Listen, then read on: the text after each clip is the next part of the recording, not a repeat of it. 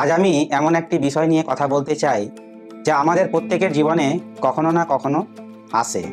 ভাবুন তো সেটা কি? সেটা হলো ভয়।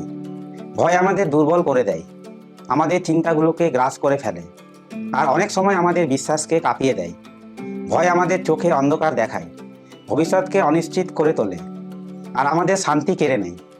কিন্তু বাইবেল আমাদের শেখায় ভয়কে নয়, বিশ্বাসকে আঁকড়ে ধরতে। নতুন নিয়মে আমরা পড়ি, একদিন যিশুর শিষ্যেরা নৌকায় ছিল। রাত নেমেছিল, হঠাৎ প্রবল ঝড় উঠল, বড় বড় ঢেউ নৌকাকে প্রায় ডুবিয়ে ফেলেছিল। শিষ্যেরা আতঙ্কে চিৎকার করে উঠল, প্রভু, আমরা তো মারা যাচ্ছি। সেই মুহূর্তে যিশু উঠে দাঁড়ালেন। তিনি বললেন, হে স্বল্প বিশ্বাসীগণ, কেন ভয় পাচ্ছ?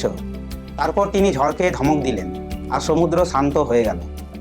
এখান থেকে আমরা শিখি, যখন যিশু নৌকায় আছেন তখন সবচেয়ে ভয়ঙ্কর ঝড়ও আমাদের ডুবাতে পারে না। ঝড় হয়তো আসবেই, কিন্তু যিশুর উপস্থিতি আমাদের নিরাপদ রাখে।